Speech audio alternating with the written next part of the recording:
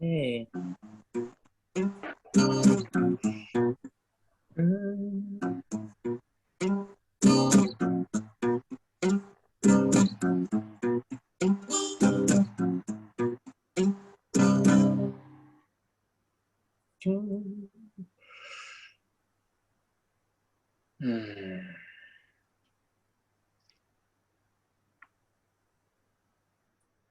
You are now tuned into the City Sultan podcast, where our purpose is cultivating leaders, our focus is spirituality, the divine masculine, and leadership.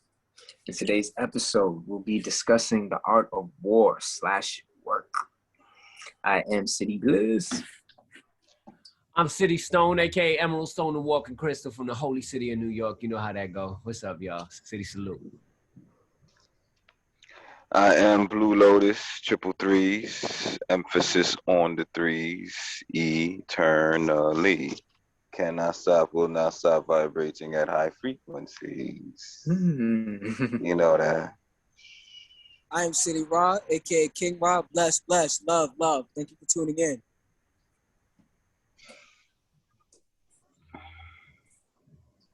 All right. What's good, y'all? City salute.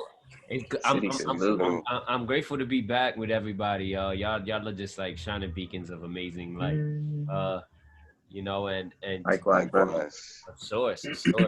So what you said, the art of war/work, right? This is beautiful, or as a City Rock calls it, the art of work. You know, WARK. Yes. And this is beautiful because you know there's many similarities between work and war, what we call war. So you know, in this episode, we're gonna discover some of those similarities. What are they? And how can war be looked at as work, and how can work be looked at as war? So I guess from the basic definition, we should just really look at, when you hear the word war, what do you think? And that I guess that could be like amongst the first question: what is war? Yeah, well, with me, when I hear war, I'm thinking and feeling back in the Asiatic Dynasty Kingdom. I'm thinking about Dynasty Warriors right now for PlayStation, whatever. But yeah, that was my That shit. was one of my favorites at one point. Yeah, that's my shit. But I'm thinking like empires rounding up like over 10,000 troops. You got the emperor. He got his sergeants in arms. He got his colonels, generals. You know, he has his rankings of soldiers. You know, that has particular responsibilities and a skill set.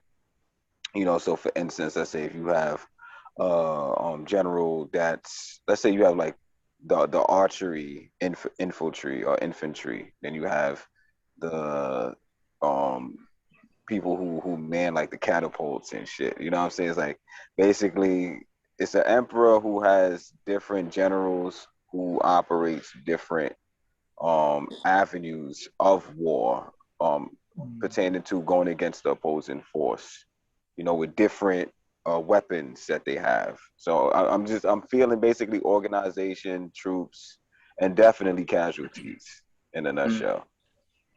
I love that. I love that you said definitely casualties. Yeah.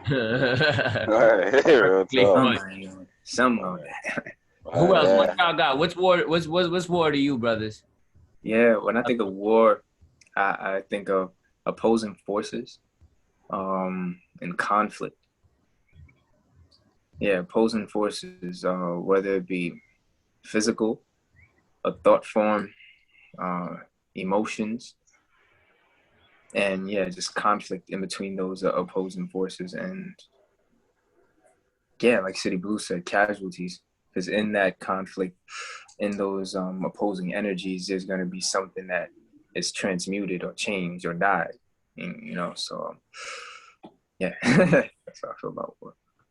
Evans, yeah. How about you, City Rock? When you hear war, what do you feel when you hear war, City Rock?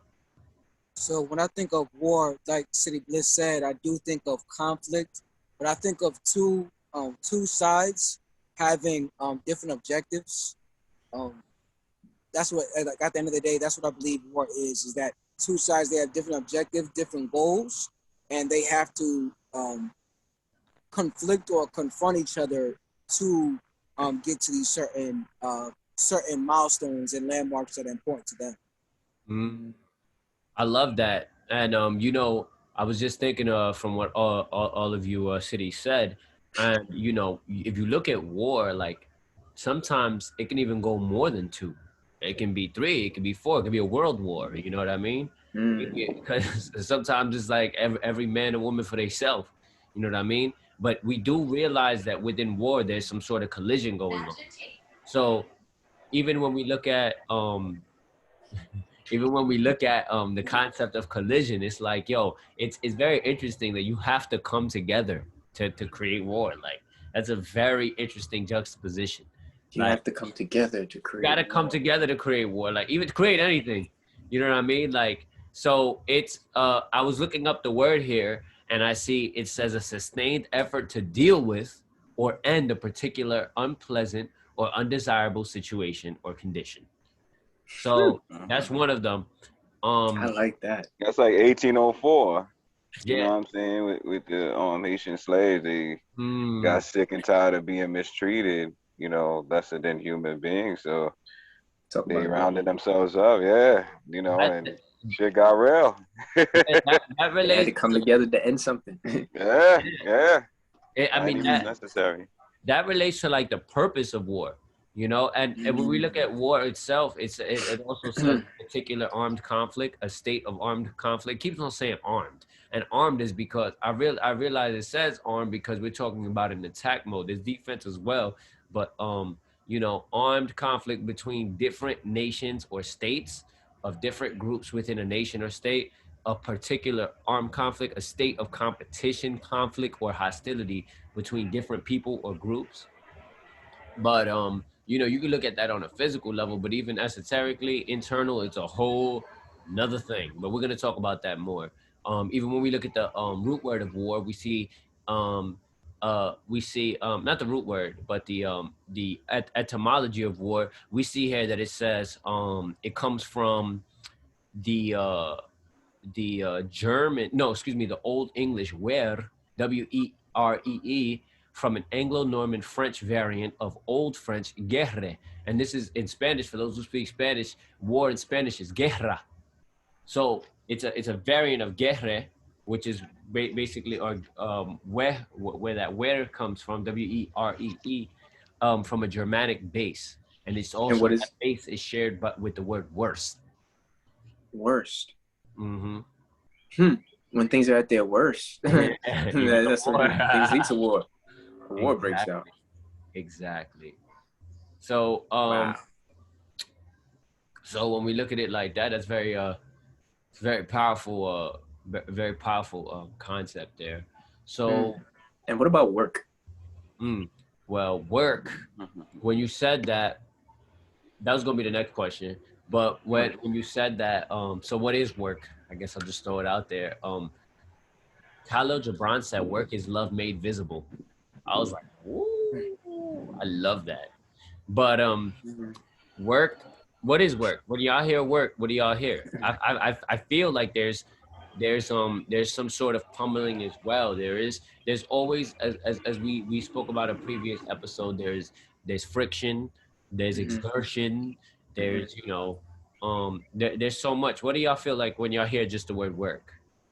You I know, personally, I automatically think it's go ahead, Raf. interesting that as divine masculines, or I think as a spiritualist or as a person who wants to lead, it's very important for you to actually ask these questions of these simple definitions and simple beliefs that you have and ideas that you have. Because when we ask these questions, like, you know, like what does work mean? Like what does war mean? People automatically assume they know what it is. And when you come to a team, you automatically assume that everybody has the same idea because it's just a universal, quote unquote, word or universal idea. But not everybody has the same idea about, you know, words like work or love or peace or success or fulfillment. I think it's interesting. And I think it's very important as a team that you guys should get together and talk about simple definitions for simple definitions or simple ideas so that you guys can create a cohesive vision for what you believe it is, because you can be acting in parameters and not even knowing that the the ideas or concepts that you guys or beliefs that you guys have are misaligned. So I just want to say that I think that's extremely interesting that we just ask simple definitions like, what does work mean? Because nobody would sit there and think, oh, work is work. I don't need to define that. You know what I mean? Right. I appreciate that feedback and collaboration of the contrast and similarities. Thanks. Yes, absolutely. So we have work. If we look at the definition of work, did everybody go? I think everybody. Well, yeah, I was gonna say when I hear work, automatically I'm thinking and feeling 3D, 9 to 5 matrix, hustle and bustle. Working for someone, working for an employer, and then with personal experience. You're gonna have your good days, your bad days. So on average, you may be stressed out, or you may have or experience some form or level of stress, or just um, discomfort. But once you experience that, if you want to change that, then clearly you have to make adjustments in your reality. But to connect work with war, that's a beautiful mirrored reflection, because now let's say if you're Wait. at That's where we going. okay. That's where we going right now. I was We ready. gonna go. I Yo, you was know you. moving. Nah, I know. That's where we going next. So Again, one of the questions that we had suggested was, and I guess it's City Blue. You can just go right in. What makes work and what one and the same? Like how can we put the blending between the work and war? And I don't know why I just saw you like the split for this one. You know, but I give everything in its divine timing. But yes, the question is, as we said, cities, what makes work and war one and the same? Please. Yeah, okay. So with war and work. Okay, so if you're at work, and once again, I'll say, let's say if you're uncomfortable, you're stressed out, to me, that starts to brew up and conjure up an internal war within yourself. So you may be at war with yourself due to the standards and conditions that you're experiencing. Let's say if you have a boss that you don't really like, you know what I'm saying? But let's say you don't know how to speak up for yourself. That can, backlash onto you and leave you with suppressed emotions and feelings, to where now you're building up this negative emotion, and that's going to grow into you not wanting to go to work. So now you're actually creating an internal war within yourself of resistance and resentment and anger and just low vibration. So it can be perceived in many different various ways. And I'm speaking from a perspective of, not say personal firsthand experience, but I know someone out there can fit this shoe. I know that for a fact, because I mean, everyone at least once in time, at a point in time, got, let's say upset or got annoyed with their boss, to some degree, but everyone's different. Some people may vocalize it, some people may internalize it, but those that are not vocalizing and are continue to internalize, it's just going to build up. This is human nature. Everyone has their breaking point and limit. But to connect that, I feel that with the war and work, it's like give or take. It's give or take, because it's one of the same. You can have the war internal, and I mean, even though the work is external, the war can be internal, but you would want it, realistically speaking, to be at a neutral ground and state within yourself. So there is no war at work.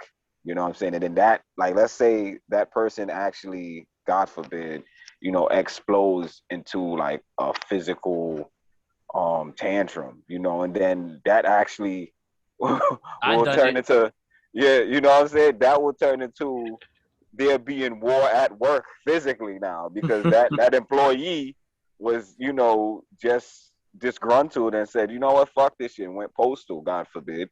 You know what I'm saying? And now the war's at work, with that individual. So they're basically going to allow it to come from internal to external. And unfortunately, whoever that employer is, they're going to have to face those consequences.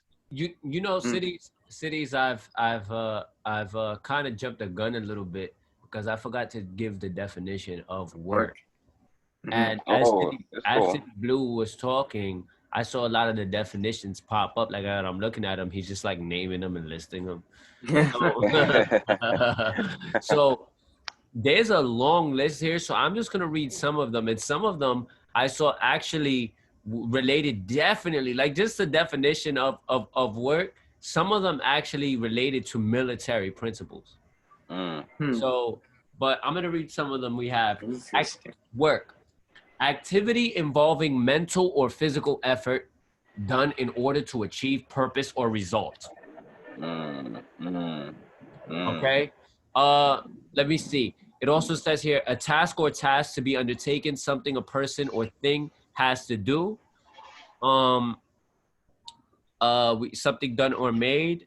And there was one here that was specifically, it was military. It just had a military definition. Let's see.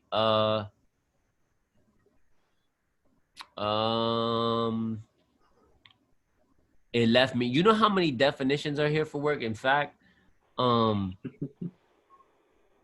yeah. Let's keep going. I'll bring it back because it's just so many definitions So here. I think it's interesting that in correlating war and work, that for both war and work, you have to get in formation so that you can actually I would say defeat or achieve your goal. You know what I mean? For the example, like to win a war, it's always an objective. Like to win a war, I'm trying to get land. I'm trying to get a certain right. I'm trying to get a certain achievement. For work, I'm trying to get a certain sales goal or a certain customer, a certain business deal, a certain proposal. But for both, I have to get in formation so that I can achieve that that goal or that landmark for both concepts. I think it's very interesting. Yo, I appreciate that perspective, bro. I just want to add value and content and further elaborate on that because once you said that, I actually was envisioning just basically someone getting into positioning, because once you said the information by way of learning the position and the content and the structure of what you're getting into, and then positioning and prepping yourself for that. So you can best be, you could say, of service in those tasks per se. Absolutely. And I just found a definition as y'all was speaking. One definition of work in military is a defensive structure just north. Then this is the quote because they give you the word of work, and then they also give you they give you like a scenario of where you would be saying this word. So in the military definition or structure, it says a defensive structure, and then it says just north of the fort were trenches and the freshly reconstructed Patriot siege works. So they're like, this is like terminology of the works that were done to create a defensive structure, to create a formation, within the war itself. So I think that's a very, very powerful way to look at it. And the word work also comes from German. Of course, it went through Old English, which was werk, werken, in Dutch, work. I think it's interesting that to think of work as positioning yourself, knowing your task, knowing your role, knowing your place within the team. Are you the general? Are you the lieutenant? Are you the soldier? And actually, once you know your role, then you can complete the requisite tasks so that you guys can fulfill the goal or go towards the objective. Can one of you guys speak on like work and positioning? Because I think that was real interesting. That was one of the key terms I heard, that war and work is knowing your position. If you don't know your position, you can't do your work and you can't go to war. Like how can you go to war? Correct. Thinking like a general. And if you do go to war, you're setting yourself up for failure. Exactly. It's thinking like a general, because a general is actually, because part of working and part of excuse me, and part of war is mental. A big part of work in war is mental because you know you want to work harder, not smarter. You want to war hard, you want to war smarter. You know what I mean? Not harder. Like if you look at just the way that Haile Selassie, do they call it Rastafari? He used to outsmart his people. Like there was one time where he got into he had like basically beef with a specific nation, and he invited one of the guys over to dinner, and they thought that, and this general thought that Haile Selassie was just some evil dude and some mean dude, and Haile Selassie of Ethiopia invites him over for dinner, and you know he says, yeah, you can bring your guard, but here's the other thing: the person who Haile Selassie invited actually had an army. He kept it at bay because he thought that Selassie was gonna outsmart Selassie. Yeah, he's gonna outsmart Selassie. So he kept the army at bay and stuff like that. Now remember, Haile Selassie was one of the richest kings to ever live. He has a bloodline that goes back to King Solomon. Now, so much so that the Queen of England would bow first before he bowed, because it goes back behind whose lineage goes further back in royalty, and he had proof that his bloodline went back. He's up the line of Judah all the way back to King Solomon. So he's like, I'm older than you, Queen Elizabeth. You know what I mean? So she would bow first, then he would bow. So any royalty within the land, he had a very long lineage. But anyway, he invites the dude over, and he's nice, and he's apologizing and all that stuff. Like Haile Selassie's like, oh, I'm sorry, I didn't mean to offend you, you know, things like that. And this guy said, oh, Selassie's soft. You know what? At dawn, we gonna take over this whole place. So by the time he goes back, the guy said, all right, bye Haile Selassie. Okay, we're gonna go back to go get his men. He sees that his whole army is gone. And he was figuring out what happened, and they already arresting this guy. They already arrested him, getting ready to, execute him. But what happened was that Haile Selassie actually sent people with gold, bags and bags and bags of gold, over into their army and said, listen, here's some gold, get out of here. Basically took the whole army, bought the whole army, bruh. Gold. Bought them off, and there was nobody there, and this guy was done, and Selassie's just sitting there like, Yo, that was a very skillful fucking tactic. Yes. Part of my language, yeah. Wow, that's working smarter, like the general. Yeah. So this is the same. I believe that was in the 48 Laws of Power. That's where I learned it. Yeah. But and I might have told the story a little bit, like a small detail off, but like that's basically the gist of the story. Basically, yeah. Yeah, no. I appreciate that story. It's like I love that a strategist, they think in terms of, oh, like I'm pussy. Word. You know, he said I will be that. I will be that in the moment. Yes. In the moment, exactly. Because this is move I'll one. appear to be. We're not talking chess, about not move checkers. 5. I'm on this move 5. Chess. I'll be pussy for move 1. That's a fact. It's chess. This is chess. It's straight up chess. It's straight up chess. Absolutely. I love that you said that, because that strategy will knock you out every time. I don't care whether you have the biggest soldier. Remember, like that mental capacity is different, because Goliath came and pulled up. He was the biggest dude ever. But that David came and he had a mental power. That's focus. That's actually that's faith, pardon me, which is a whole nother conversation. But he had that mental power which will knock down anything physically, physically bigger or physically of mass, any and every time. So how can we utilize this mindset? You know what I mean? This mindset of kind of blending the strategist mindset of a general to the work that we do. There's a book, I think we mentioned it before, called 4-Hour Work Week. And 4-Hour Work Week is basically a book on thinking smarter, and working smarter and not harder. Making your life easy so that you're exerting less energy, but you're getting a higher amount of return. You know what I mean? Because we understand that the true wealth is the time that you have with your family, is love, is health, and all of these things. And it's very difficult to reach these states if we're constantly exerting ourselves, overexerting ourselves. So if we're going to do war, which is next to work, we have to work like strategists, like generals, you know, and allocate our energy or our pawns correctly. So I think it's interesting because for both, you have to have a certain level of faith.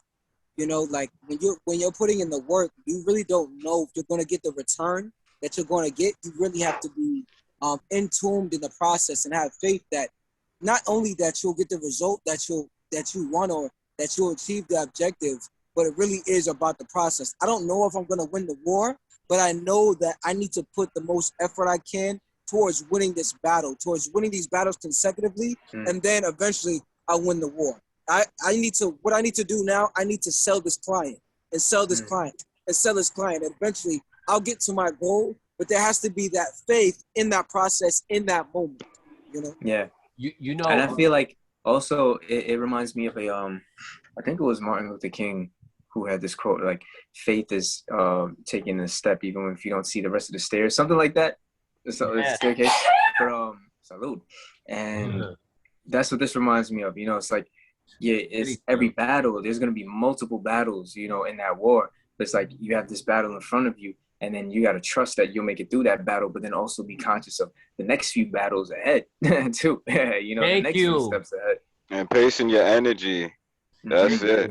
You know, and not rushing the process. Go ahead. Go ahead. Pardon me, brother. Pardon me. Good.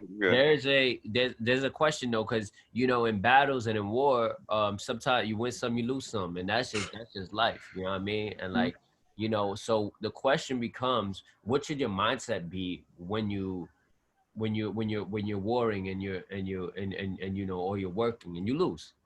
You know, what should the mindset be at that state? That if you ever go for something, whether it's you're warring for it, you know, or you know, because one time I spoke to somebody, an elder, and I was like, yo, I was in the hood. I said, you know, I got into some problems with some people, and I got jumped, and I got beat down. They said, you get beat down or beat up? I was like, whoa.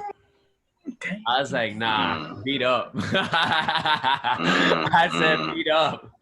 So, you know, because sometimes, you know, sometimes a setback is just a set up for a comeback. So it just depends on how you're looking at it. But what do y'all think about that? What should your attitude be when you get into a state of, you know, you feel like you lost a battle? And with that, I'm gonna go pray because everybody know already I'm Muslim. I gotta go tap in. But yo, you know, keep it going. I'll come right back in, inshallah. Yeah, there is this idea of like failing forward. You know, so when you quote unquote like have a loss or you failed, or it's more so just an opportunity to learn. You know, from that experience. Yeah, it's just an opportunity to really look at it as a lesson, you know, because it's just trials along the journey. I think it was Albert Einstein. It was like, yeah, you know, I didn't fail 10,000 times. I just learned 10,000 ways not to do X, Y, Z, you know? So it's like, it's just, yeah, the lessons learned. It's opportunities for growth. Yo, I love that expression, Bliss. And I agree, experience is the best teacher. You know, failing is just a way of thinking. You don't have to fully subscribe to that word or that definition, failing. You know, you can actually substitute that for learning. You know, and that's like, let's say if you're practicing to be a boxer, you're practicing to be a basketball player, it's trial and error throughout the entire experience, but it's just putting your best foot forward and knowing that the seeds that you're planting at some point, eventually it's going to grow. You just have to remain patient, you know? So it's like you said, Bliss, failing forward, you know, you're gonna keep failing up until it pops. Like, it's gonna happen. That's inevitable. You know, you just have to remain patient and continue to perfect your craft while doing so. So I love that idea of patience. For me, the word comes to mind is perseverance. You know, perseverance and then also aggression. The sense that I'm going to make a mark on this reality. I'm going to manifest into this reality. I'm going to do this. I am going, if Einstein, I'm going to create this light bulb. I'm going to create this invention. I'm going to create this company. I'm going to get this objective. I'm going to win this war. I'm going to dominate my reality. You know what I mean? So it's not even a domination of your opponent. I am going to dominate the reality that I'm in. I'm going to dominate the world that I'm in. And then this aggression, this perseverance is what actually is the mindset, I think, is the mindset of a warrior within work. Like you're doing the work. Let's say you have to type up, you know, some instructions, or you have to type up something, and there's a certain amount of aggression that comes with it. You know what? I'm going to get to the end of this. Like this is not going to dominate me. I'm going to dominate it. And if I lose, or if I get up, or if I don't complete this, then I've lost the quote unquote battle of work. Or if I don't type this manuscript, if I don't do this budget for my company, then I've lost this battle. And then it kind of shows a quote unquote lack of perseverance, which can be seen as a lack of aggression in the divine masculine. Right. Yo, I absolutely love that, yo. Pushing out. Go ahead, Bliss. Definitely agree. No, I was saying it's a lot of yang energy pushing out, you know, like you said, Rod, dominating not your opponent, but more so it's like yourself, you know, your way of being, you know, taking control over that and really seeing your goal through, you know. And I think there's what is this quote about keeping a promise with yourself, like that's discipline, or you know, it's kind of like that. Being disciplined is being able to make a promise to yourself and keep it, you know. So yeah, that's what it is, like dominating your reality, dominating yourself, your way of thinking, your mentality, and moving forward with that faith that you like I'm going to like no doubt. You have to believe and feel within every cell that you are going to, and it's gonna happen, and not let anything deter you from that. Always having that end goal in mind, because that's the driving force right there. If you don't know why you're doing it, then there won't be enough fuel in that tank to keep going. So I respect that. Yeah, I appreciate both of y'all perspectives, Rod. Thank you so much for that imagery of divine masculine yang energy that was expressed, you know, and that definitely reflected me, and I definitely needed that, because that's the thing is, you know, with this human experience, sometimes we can be distracted and deterred by other things, and then we can lose our inner fire, our inner passion for what we're seeking to accomplish, what goals we want to acquire, you know, why we do what we do, you know. So we definitely need that reevaluation to basically keep the fire burning, keep throwing charcoal in the furnace, you know, stay hungry for what you want to manifest, you know, like just basically, like you said, perseverance, you know, like, yo, this is going to happen. This is going to happen. This is going to happen. This is going to happen. You know, just affirm it within your gut, affirm it within your mind, within your entire vessel. It's you know, happening. Be that, yeah, exactly. And be that happening. tuning fork. Be that tuning fork and attract Be that. tuning fork. You know, yeah, on a higher level, but then still having that inner passion and drive to persevere and manifest what you want. Absolutely. Like stay mad, coach say, manifest the dream. Even as you're speaking, Brother Bliss, Brother Blue, I apologize. Is that when you good. said determination, I thought about, deterrence, it's dominating the deterrence. You know what I mean? Like you have things are trying to deter you, and you're dominating or domination. Basically, deterrence and domination is determination. You know, and I'm going to terminate my deterrence. That is what my determination is, I'm inspired even having this conversation. And I think that you should definitely have these conversations. You need to terminate your deterrence. That is your determination. Oh my goodness. Word, City Rod. Coming through with that raw energy, that divine masculine. Word. That was flame on. That was crazy. All right, so what should be the attitude, cities? I'm back for those listening. So what should be the attitude when you win the battles? when you find yourself winning battles, what should be the mental attitude? What should be the mindset there? Not to get That comfortable. is, Thank Don't you. get comfortable with that, please. Because as you won today is as you can lose tomorrow. So just attitude of gratitude and taking it one day at a time. You know, Yes. you won, you could win a whole month, a whole year, but remain humble because that shit can crumble. I didn't even know that was going on, but that's real talk though. I was For real. real. It For all real. crumbles in the end, bro. It all Yeah, crumbles yeah. in The the end, bro. universe will ensure that. Okay, you don't want Yeah. to be humble. All right, Let me show you let me something. do something. Yeah, exactly. Show you For real. who Big Papa is. Let mm, me show you Real Daddy. shit. Not Yeah, yeah, yeah. God. For God, real. let me show you who Mama is. Like that's like when they keep on messing with this earth over here, and the earth is an expression of the divine mother. But like you know, Correct. when people keep messing mm. with the earth, in Islam, in the Islamic paradigm, they talk about how Mother Earth will rebel against the against its inhabitants for the wrongs that it has for the wrongs that they have done on Earth. So basically, Mother Mm, Earth will respond. Mother Earth is gonna react on some like, yo, like you guys have done some wrong stuff. Like now I gotta go like this. Now I gotta shake y'all off. Now I gotta give y'all a hurricane. Now I gotta give y'all this because mm. y'all over here itching me. You know what I'm saying? Y'all itching me. Like y'all burning me up over here. What are y'all doing? Like I gotta get rid of y'all. I gotta put some hot water Correct. on y'all or something. You know what I'm Correct. saying? You know, Like and natural version.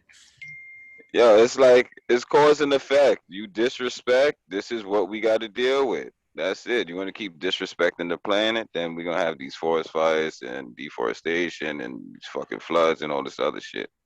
You know, Yeah. just do what you got to do. Don't litter. Be mindful. Have respect.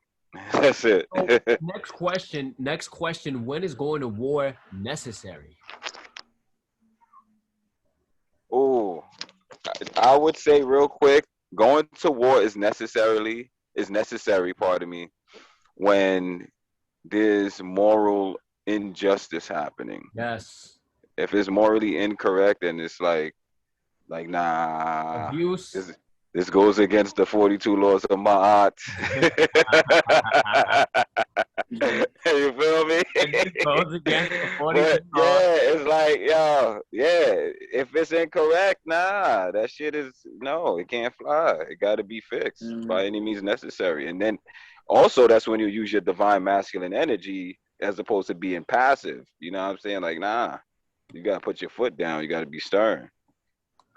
Go Hmm. ahead, Ra. I see Ra about to. I see Oh you. yeah, I yeah. see You you. know I'm over here charging I up. see I'm over you. here getting. I'm not gonna lie. I felt you. I'm I over here like, felt you. I'm over I here felt you like yo, though. I because felt I'm you. thinking That's why I about just yo. passed it. I'm thinking about yo conflicting, like two conflicting objectives. You know what I mean? Two conflicting parties. You know, I want to make this certain amount of sales, and you want to make this certain amount of sales in my territory. So we're gonna have to go to war. You know, and I don't think that even people look at war as negative, of course, for the things that go on. You know, within war, as you know, deaths and casualties. What do you guys feel about casualties in war? Because let's say there's this concept of even love in a war or business casualties. How do you guys feel about casualties in war? Just in general. This is just a question There's that's no It thrown out comes feeling. with it. There's no feelings there. It comes with it. Casualties must be. It's like the whole Mother Earth. Like we've been trying to heal Mother Earth, and then you got people over here like turning on their cars all day, pollution, all this stuff. But it doesn't matter. You got to pay for your. You have to pay for your people. Straight up, like you got to pay for your mm, people. Like it's just you it just is like humankind is going to have to pay for humankind. Innocent people, innocent blood will be shed. That's just how it works. It's just like you ain't doing enough. I don't know whether you did enough or whatever, but it's like Malcolm X said this, right? He said, I believe. Now this was real. He said, I believe, of course, that there's good. This is during the civil rights movement. He said, I believe that there's good white people, of course. He said, I would like. He said, but if there's 100 running at me, what do you expect me to do? So when you look at it like this, it's like look, there may be some good here. There may be some good here. But for some reason, when there's a big collective and there's a huge collective and there's a majority or a lot of it that's committing some sort of injustice or committing something, then naturally we don't have time to weave out who's good and who's bad. Sometimes it's just going to happen that way. You got to look at the human mind. The human psyche just wants to wipe out whatever it is. But that's not even just humans. Mother Earth will do that. Mother Earth, for the wrongs just a couple humans did. The human race. Freaking all humans. Wait. Even mother, wait a second. Because I asked that question because for me, it's been difficult going to war at times because I feel like I'm going to have casualties. And there's a certain amount of guilt because I know there'll be casualties. But you just helped me break through, and you just helped a lot of divine masculine break through because you said even Mother Earth takes casualties. Yeah. I said, damn, that's a fact. When the Mother Earth sends a tsunami, she's sending a tsunami for people who pollute her oceans, but she's also taking a lot of casualties for people who have never even set foot in the ocean or have never thrown trash in the ocean. She has to take, there's a majority that goes into it. I have a story. Yesterday, I was on 125th, right? I'm waiting for the train. This guy comes up to me, excuse me. I was like, yo. I was giving him like, yo, I ain't trying to talk to you, bro. Like, yo, like move from me. He was like, yo, man, fuck, man. My fucking people are the worst, man. I was just trying to ask for a lighter, man. I hate black people the worst. And I said in my head, I was like, I felt guilty at first, but then I said, hey, yo, my G, we on 125th. Everybody and a mother is asking for money or they doing K2 over here, right? How am I supposed to know out of majority, 99% people doing K2 are asking for money? You the one dude who came up to me asking for a lighter. You was a casualty, my G. You know what I mean? Like I don't have time to sit there and try to discern who you are out of the majority. You was a casualty of war, my G. I'm sorry. I don't got a lighter. I had to give you that energy in that moment and say, yo, fuck out my face. You trying to ask for money. I was just trying to ask for a lighter. I don't know. You feel what I'm saying? And like you said, yo, M, thank you for that. Thank you for that. Mother Earth, nature takes casualties. So you don't have to feel guilty taking casualties in war because that's a natural process that will happen. And Rod, you know what you just reminded me of? It's like when we're healing and we're getting rid of like quote unquote negative energy. Like Mother Earth doesn't look at any energy as negative. There's no negative and positive when it comes to Earth. So it's like no matter if you're sending positive energy to Earth or negative energy to Earth, Gaia is gonna take that, transmute that. You know, so if you have any thing you want to let go, you can always send it into the Earth and it'll be transmuted for your better. So that's what that just reminded me of too. Yo, that's real. I'm telling you, it's not all peachy with stuff like that. It's just kind of like straight up. It's just kind of straight up how it is. And just kind of returning it back to work.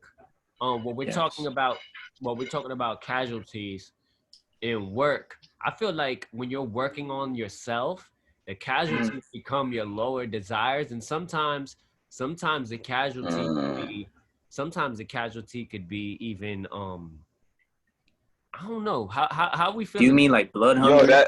Yo, that translated to me, pardon me, Bliss. That translated to me into starve your distractions and feed your focus. Yes. Yeah. Oh, got it. The wolves. So all right. So check this out. Now, this ain't everybody's belief, but in the Quran, Allah talks about about alcohol, right? And when Allah talks about alcohol, it says don't do it, don't drink it. However, there's benefits here in alcohol, but the bad outweighs the good. Like the non-beneficial outweighs the beneficial. So when you're doing work of living above something, yeah, there's going to be good portions of that which is of the lower inclinations. There's going to be little good points, but those got to serve as casualties too. The goodness in it is not even worth it. In not alcohol specifically, but I'm just saying, like, within other things, it's like the goodness of it is not even worth it, because that will serve as a casualty too. So when you're rising above your lower inclinations or your lower habits, of course there's going to be good things and fixations in there that are nice, but like that's not even worth the higher cost. So casualties, goodbye. It sounds kind of messed up, but Nah, it's reality, yo. Listen, we're moving into 5D. Go ahead, Ra. Go ahead, This Ra. is a podcast for the divine masculine. So we gotta get real with you. We have to talk to you as a man would talk to you, and we have to really realize, like, yo, it's a once you get to a high level of responsibility, you get higher level mistakes. So as a general, your responsibility is to your team, is to your armory, or it's your army, is to your objective. So it's like a soldier is of course not gonna make those quote unquote high level mistakes, but the higher you go up in the hierarchy, the higher the risk, the higher the reward. You know what I mean? If it's a difficulty, but what we're doing is, what is the mindset that we have to take once we go into these high levels of responsibility and these high levels of difficulty? We are going to also have high levels of mistakes as well. Yes, I love that. I love that. You know what's interesting too is that when, like, okay, as a man, and I'm thinking, because I'm always considering the divine feminine as much as I can, you know what I mean? And I'm thinking, like, the divine feminine part of me is like, well, you know, mercy and compassion and things like that. You know what I mean? But like at the same time, vibes. It's like, yo, like, you know what I'm saying? Like, we gotta have compassion everywhere. But I feel like this, you know, I have compassion for like the higher cause. You know what I mean? That's what my compassion is. I mean, it's a time and place for everything. Yeah, it is a time and place for everything. Sometimes you show compassion, sometimes you show wrath. They're both attributes of the divine. You know, sometimes you show you rule with the iron hand, and I feel fist. Iron fist. Yeah. And I think sometimes what men have done, and I'm being real honest as a divine masculine, we didn't know the damn difference between being merciful and ruling with an iron fist. We ain't know the difference. We just running around here just ruling, trying to control everything. So it's just about, I think, kind of knowing the balance of it. You know, knowing the balance of when to push and when to you know and when to you know just kind of hold, you know, and and that's where it is, because in war, right? In this in Islam, when we're doing war, you destroy your enemy totally as much as you can. However, if they retreat, no need for further action. If they retreat, no need for further action. Is that white flag? All right, cool. But so, like, if you knock somebody out and they on the ground passed out, no need for further action. Right. You know what I'm saying? So it's like you keep a balance with war, and it's the same with work. Don't overdo it. If you got the job done, don't overwork yourself, because you'll be working against yourself. You know? Loving these analogies, man. Loving these metaphors. I'm loving it. Let's maybe close it down with one more question, if anything, cities. And I want to get a good one here.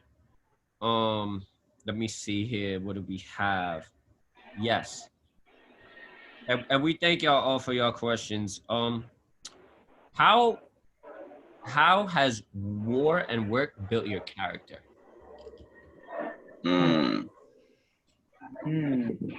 Brother M, can you restate the question? How has war and work helped build your character? I'll tell you one. Oh, go ahead. Jeez. Nah, go ahead. I'll tell you one thing. I'm the Emerald Stone, and like, I came in here rough, and now I'm in a polishing state.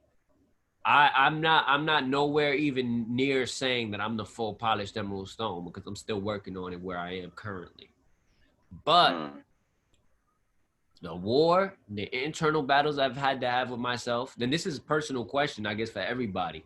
So, like, for me personally, the internal battles I've had to have with myself, the war I had to go through, yeah, I got a couple scars here and there. Like, you know what I mean? They'll come in the form of a gray hair. They'll come in the form of, you know what I mean? Scars come different when it comes to work. You know what I mean? And sometimes they come in the form of physical scars.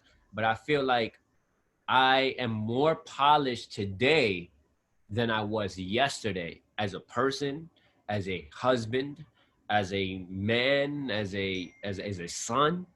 You know what I mean? I think of just kind of going to war with my lower self is really it has really made me a better human being as a whole. And with work, same thing, because if you know, true work is love made visible. So it comes out in the physical dimension. It's like when you put in that work, everybody know, you can see, you know.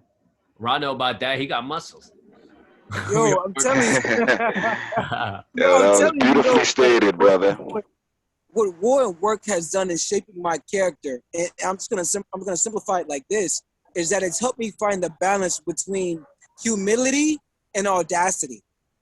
Mm. You know, I say, I mean, that's I can elaborate, but I just want to leave it at that because I feel like that's something that, of course, as you said, it's a very personal thing. I've had to find a balance between, you know, when to be arrogant, when to be confident, when to shine, and then also when to dim, when to be conservative, when to be observant, when to be uh, the observer as opposed to the person who is always exuding the action. Especially in work. Work makes you humble, and war also makes you humble. But war also shows you that you have to. There are moments where you have to be brash. You have to be rash. You have to go out and you have to basically show what you're made of. The same thing in war. The same thing in work as well. Like I said, humility and audacity have those same qualities. That I found that balance that in work and war. That's where those are the two concepts that have honed those qualities within my character. Humility and audacity, you said? Wow. Yes, humility and audacity. Wow, that's amazing. I like I that. think For that's like me, go ahead, go ahead, go I ahead. I think mean, go, like go, that's go a ahead. very powerful takeaway from this episode right there. Humility and audacity. Just a reminder, please go ahead, City Blue. Yeah, I was gonna say for me, punctuality came up for work, you know, and punctuality with timing, punctuality with pacing yourself to do your assignments. So this way you don't get caught up in the chitter chat at work or the just useless energy that could come about like these little challenges and obstacles. Just basically um moving at a steady pace to where it's not too slow, not too fast, and you're still executing your assignments in a timely manner. And with the war, I feel poise of, and when I hear war now, I'm feeling like fighting an opponent. You know what I'm saying? Like if you're gonna go into battle, you know, making sure that you're in a poised state of balance within yourself to not being overly aggressive and not too passive. But to conjoin the two, you can learn from the war and the work, and then whatever you experience from both perspectives of experiences, I'd say merge them as one, you know, and just I'm perceiving it as like, you know how Cell, when he defeats his enemies and he absorbs their energy, and you just keep adding that on. It's like, or even just taking that ability and just building yourself up further and further and further and more and more and more. Absolutely. Love Bliss. that. Yeah, for me, man, I'd say going to war with limiting beliefs has been huge, you know, and how that ties into work is like it has given me the ability to accomplish certain things that I may not have thought that I was able to do before. And it's definitely been like lately I've been like going to war with a lot of physical limiting beliefs, you know, but it started with a lot of mental, you know, and just in doing the work. And I love what you mentioned earlier about, you know, work being love made visible, you know, so it's like really just going to war with those limiting beliefs, those mentalities, those thought forms, allowed me to really have another level of belief in myself and love for what I do, which just allows me to make the work even better. The work is more, just there's more love in the work. There's more faith behind every creation, and yeah, I'll just leave it as that. I wanted to express my thing on work and war, but like Khalil Gibran. So what I'm gonna use this time for is to just say Were this you gonna read it? brief poem by Khalil Gibran, yeah, on work, It's beautiful. and that'll be The Prophet, y'all. It was on bestsellers list for 30 years. All right, so Khalil Gibran, he said it's called On Work. So they're asking him a question like, "Yo, what about work? What's good with work?" Like he's a prophet, and they're like, "Yo, what's up? But what about work?" And he said, "You work that you may keep pace with the earth and the soul of the earth. For to be idle is to become a stranger unto the seasons, and to step out of life's procession that marches in majesty and proud submission toward the infinite. When you work, you are a flute through whose heart the whispering of the hours turns to music.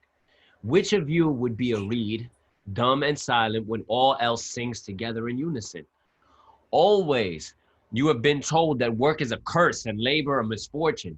But I say to you that when you work, you fulfill a part of earth's a furthest dream assigned to you when that dream was born. And in keeping yourself with labor, you are in truth loving life. And to love life through labor is to be intimate with life's inmost secret. But if you, in your pain, call birth and affliction and the support of the flesh a curse written upon your brow, then I answer that naught but the sweat of your brow shall wash away that which is written. And the last stanza here says, you have been told also that life is darkness, and in your weariness you echo what was said by the weary. And I say that life is indeed darkness, save when there is urge, and all urge is blind, save when there is knowledge, and all knowledge is vain, save when there is work, and all work is empty, save when there is love. And when you work with love, you bind yourself to yourself and to one another and to God. When you work with love, you bind yourself to yourself. I shaded that. I think that is the perfect conclusion to this episode, because we could expound on that, but we guys want you to sit and meditate on what we've said during the entirety of this episode, and meditate on what M said. To not put in work is to take you out of the cycle of the seasons. If you don't work, how do you know if it's summer or if it's winter? He said, if you don't work, you don't know. You don't know if it's harvest, and you don't know if it's the time to plant seeds. So you can't. anyway, yo. That was beautiful, Em. That was beautiful. Man, to be idle is to become a stranger unto the seasons, and to step out of life's procession that marches in majesty and proud submission toward the infinite. Come on, we're gonna end it right there, man. Inshallah. You know what I'm saying? That was already know. Please play it out.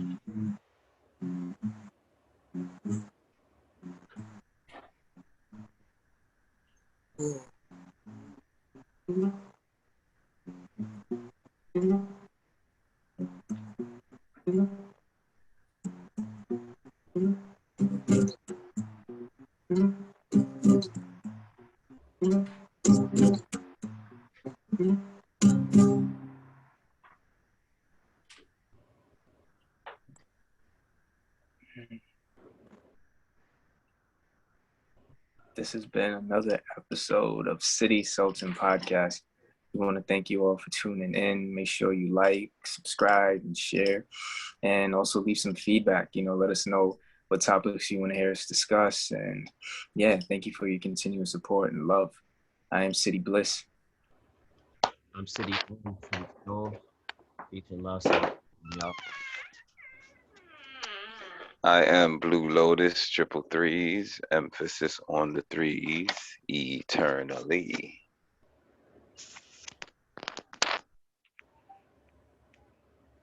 I am City Rod, aka King Rod. Bless, bless, love, love.